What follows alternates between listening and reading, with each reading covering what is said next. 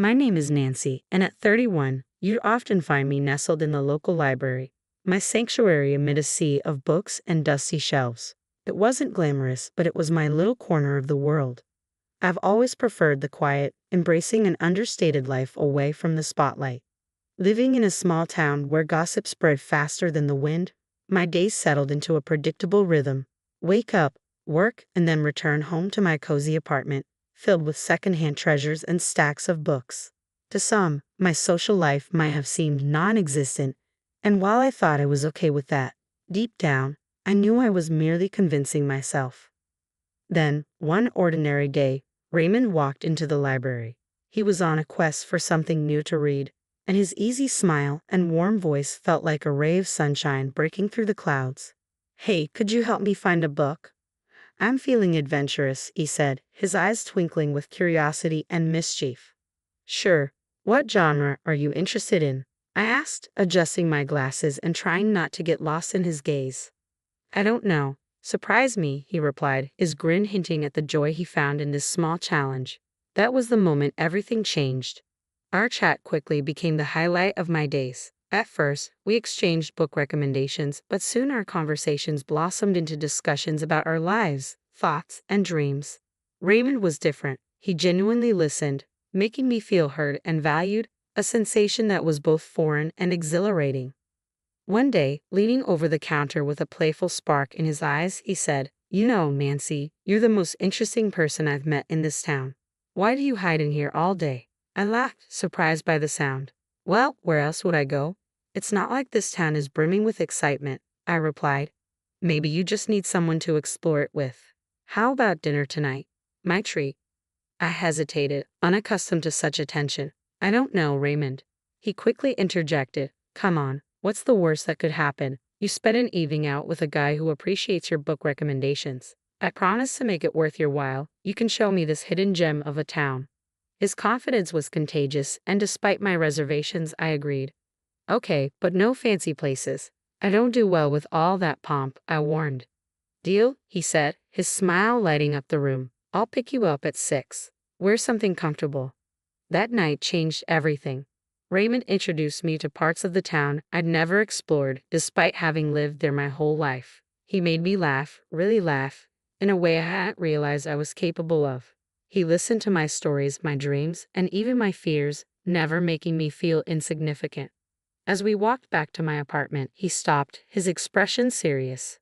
"Nancy, I know we've only just met, but there's something about you. You're not like anyone I've ever met. You're genuine, and in a world full of pretense, that's incredibly rare." I was speechless. No one had ever spoken to me with such sincerity. Raymond gently placed a finger on my lips. "You don't have to say anything. Just know that I see you, Nancy. I see the person you truly are."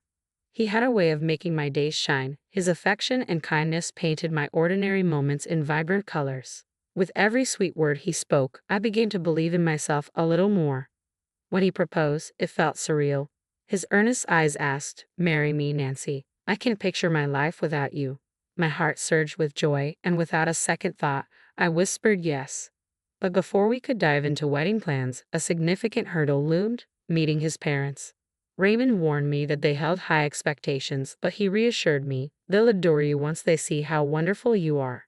Despite his words, anxiety gnawed at me as I rummaged through my closet, aiming for an outfit that whispered modesty yet respect. On the day of the meeting, I settled on a simple blue dress, hoping it would be the perfect choice. As we drove to his childhood home, Raymond seemed distracted, more interested in the music than the upcoming introduction. His relaxed demeanor only intensified my nervous anticipation. Upon arriving at the house, my heart raced under the weight of Raymond's earlier warnings. The dinner that followed felt more like an interrogation than a warm family meal. His parents peppered me with questions, and I struggled to showcase my genuine love for my job at the library, hoping to make a good impression. Meanwhile, Raymond remained unusually quiet, offering little support as I navigated the tense conversation. After dinner, the ride home was steeped in heavy silence. I felt not only disappointed by the evening, but also disheartened by Raymond's unexpected distance. "I thought you said they'd warm up to me." I voiced my feelings, hoping to express my unease. Raymond shrugged, his demeanor casual. "Give it time. They just need to know you better." His words did little to ease my concerns. As the weeks went by, it became painfully clear that despite several more dinners, Raymond's parents were not warming up to me at all. Instead, they seemed to view me as an opportunist, an unfair judgment that couldn't have been further from the truth. I had never cared about Raymond's money. In fact, I hadn't even known he had any until he mentioned it one evening. "My parents are pretty old-fashioned," he said, a hint of frustration in his voice. "They worry about things like money and status." Then one night, he came home looking unusually solemn. "Babe, we need to talk," he said, avoiding my gaze. My heart sank. "What's wrong?" I asked, feeling a knot form in my stomach. "It's my parents," he began, finally meeting my eyes. "They're insisting we sign a prenup." The word hit me like a slap, harsh and unnatural. "Raymond, you know I don't care about your money, right?" He sighed, running a hand through his hair. "I know, and I don't care about it either, especially when it comes to us. But they're adamant. They think it'll protect both of us or something." Hurt washed over me. It felt like they were already betting on our failure. Yet my love for Raymond outweighed my irritation over his parents' demands or any silly document. "Fine," I said, sharper than I intended. "Let's just sign it and be done with it. Your money, my money, it doesn't matter. I just want you." Raymond looked relieved, which irked me a bit. "Thank you, babe. I hate this as much as you do, but it's just a piece of paper. It won't change anything between us." So we signed the prenup, drafted by a lawyer his parents insisted on, ensuring that neither of us could touch the other's assets if things went south. Signing felt like a declaration of distrust before we'd even begun our journey together. But I pushed those thoughts aside. I was in love, and isn't love supposed to conquer all? Our wedding was simple, just as I had always wanted: a few close friends, an intimate ceremony, and a vow of forever. I moved into Raymond's home shortly after. It was a lovely place, not too fancy, but a world away from my old apartment. Raymond's parents lived nearby, which I soon discovered meant unexpected visits that felt more like inspections than warm family interactions. Life with Raymond initially seemed like a fairy tale, but it didn't take long for the sheen to fade, revealing a grim reality underneath. The transition wasn't sudden, but the signs were there, slowly chipping away at what we had built. His mother, Sophia, was the first crack in our perfect picture. She would drop by unannounced, her eyes scanning the house as if taking inventory. "Remember, this is Raymond's house. Everything here is his," she would remind me pointedly. I maintained my composure, replying, "I'm well aware, Sophia. I'm not here for your son's things. I love him." She scoffed, her tone dripping with disdain. "Love doesn't pay the bills, dear. Just remember, if you ever leave, you take only what you brought, nothing more." One day she paraded around the house, pointing out every piece of furniture, every appliance, and every knick-knack that belonged to Raymond. "See this couch? Raymond's. That painting.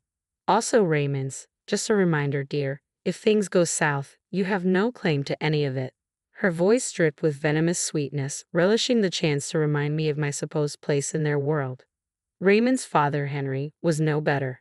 He and Sophia acted like they owned our home rather than just visiting. They would demand coffee as soon as they walked in, as if to reinforce their dominance in our space. The moment they arrived, their criticisms were immediate. My coffee was either too weak or too strong. Then they'd plot themselves in front of the TV, expecting me to cater to their every whim. "Grab us some of those chips, will you? And maybe wash those clothes piling up in the corner while you're at it," Henry would say without even glancing my way. What hurt most was that Raymond never stood up for me. Instead, he chuckled along, adding his own digs. "Yeah, she's still figuring out how to get things right around here. Give her time." It felt like I was living with a stranger, not the man I had married. This version of Raymond was dismissive and unsupportive. "Do you even hear yourself? How can you let them treat me like this?" I confronted him once his parents had left. His response always diminished my feelings. "Baby, they're just set in their ways. You know how old people are." He shrugged it off, making it seem like my distress was just an overreaction. I was the one making a fuss over nothing, they'd say. "They don't mean anything by it. Besides, we're on their dime. You can't bite the hand that feeds you." That comment hit like a slap to the face, revealing their true feelings. I was just a freeloader. A woman who had married into their little empire, expected to follow their rules or leave. My job at the library, which I cherished, was nothing but a joke to them, a reason for them to look down on me. Days blurred together, each one as monotonous as the last, until that unremarkable Tuesday when everything changed. I was shelving books at work when a sharp pain seized my stomach, doubling me over. This wasn't just stress, it felt serious. The next thing I knew, I was in the hospital, the sterile scent of antiseptic hanging in the air. Alone in that hospital bed, without a single message or call from Raymond, I hit a new low. Just when I thought things couldn't sink any deeper, there was a knock at the door. A man stood there, looking completely out of place in my sterile hospital room. He wore a suit and held a briefcase. "Nancy?" he asked. "Yes, that's me. Who are you?" My voice was weak, strained from pain and endless disappointments. "I'm Lawrence, a notary. I have something important to discuss with you." His tone was formal, but his eyes had a spark that made me listen, curiosity piqued. "It's about your great-uncle, Roy Gabriel. He recently passed away, and well, you're his sole heir." His words took a moment to register. "Are you sure you've got the right person?" "I haven't seen him in over 12 years. Lawrence nodded. "Quite sure. He was a private man but always remembered you. He wanted to make sure you were taken care of." As I lay there, a mix of confusion and anticipation stirred within me. Lawrence cleared his throat, opened his briefcase, and laid out the documents before me. "Nancy, your great-uncle was a man of substantial wealth and taste. He left you quite the inheritance. We're not just talking about cash here. There's plenty of that, $99 million to be exact." I blinked, struggling to grasp the enormity of the number. 99 million, I repeated, my voice cracking. Lawrence continued, unfazed by my shock, explaining the specifics of my great-uncle's will. "But there was more to the inheritance. You're also inheriting shares in several large companies." His voice was steady. "These aren't just any investments. They're significant stakes in some of the most stable and profitable firms around." The reality of becoming part owner of these companies began to sink in. I had only ever heard about such things in the news. It felt like a fantasy. "And there's property," Lawrence added, flipping through the papers. "An old large house in one of the most prestigious areas. It's not just any house, Nancy. It's a mansion with history, acres of land, and it's all yours now." I struggled to visualize it, the kind of house I had only seen in movies. It was overwhelming, to say the least. "Don't forget about the antique car," he added with a knowing smile, as if anticipating my reaction. "A classic, fully restored and in mint condition. It's a collector's dream." I chuckled, feeling the situation teeter on the edge of the surreal. "An antique car too. What am I going to do with that? I barely drive as it is." Lawrence's smile widened. "Well, it's yours to do with as you please. Maybe take it for a spin now and then. And there's the furniture and paintings inside the house, genuine antiques, some of them centuries old. Your great-uncle had an eye for the finer things in life." The room felt smaller, the air thickening as I tried to absorb everything he was saying. So, I had inherited a fortune, a company, a mansion, an antique car, and a collection of art and furniture. That's unbelievable. "It's all yours, Nancy. Your great-uncle wanted to ensure you were well taken care of. It seems he saw something special in you." Special. I felt anything but special lying in a hospital bed after the worst few months of my life. Yet here I was, a millionaire many times over, entrusted with a legacy I hadn't even known existed. "Thank you, Mr. Lawrence. This is a lot to take in. I don't even know where to start," I admitted, feeling a mix of gratitude, disbelief, and an overwhelming sense of responsibility. "We'll take it one step at a time," he assured me. "I'm here to help you through the entire process." Just then, my phone buzzed, flashing Raymond's name on the screen for the first time in days. Ignoring it, I turned back to Lawrence. "What happens now?" "We'll need to process some paperwork, but the inheritance is yours. Your life is about to change, Nancy." And change it did. After the unexpected windfall landed in my lap, Raymond and his family seemed to turn over a new leaf, or so it appeared. Their daily hospital visits resembled scenes from a sappy movie. Raymond, who couldn't be bothered to check on me before, now hovered constantly, adjusting my blanket with a concerned furrow on his brow. "How are you feeling today, love?" he asked, his voice dripping with sweetness that didn't quite reach his eyes. His mother, Sophia, was even more theatrical. "Darling, I'm going to cook your favorite lasagna when you get back home. Just wait," she said, her smile wide but not quite genuine. It was all too much, too sudden, yet I played along, smiling weakly and thanking them for their care. Suspicion gnawed at me, urging me to see beyond their act. "So one day, I decided to do just that after their routine visit. I mustered the strength to slip out of bed and follow them, my heart pounding with each step. Hiding behind a corner, I listened as their true selves unfolded, the laughter echoing in the sterile hospital corridor, harsh and revealing. Can you believe how easy this is? She's so gullible, falling right into our trap. Raymond chuckled, his amusement starkly contrasting the setting. Sophia, ever the strategist, added sharply, just make sure she's fully committed, Raymond. Once you two start a family, she'll never be able to leave. Then we'll have control over her and her fortune. Their cruel, calculated words didn't shock me. I felt disappointment, but no surprise. They had shown their true colors, and I was done painting over them with shades of denial. As I made my way back to my hospital bed, their mocking voices ignited a determination within me. They saw me as merely a ticket to wealth, a tool to secure their future, but I was done playing their game.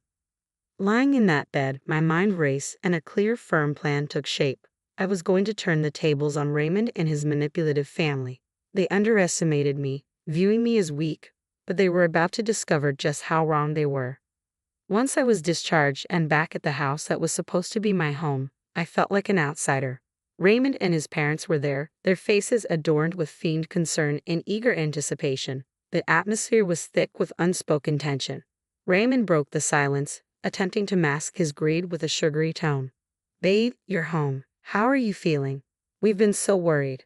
Ignoring the lump in my throat, I met his gaze, seeing the man I once thought I knew. I'm feeling better, thanks. But we need to talk, all of us.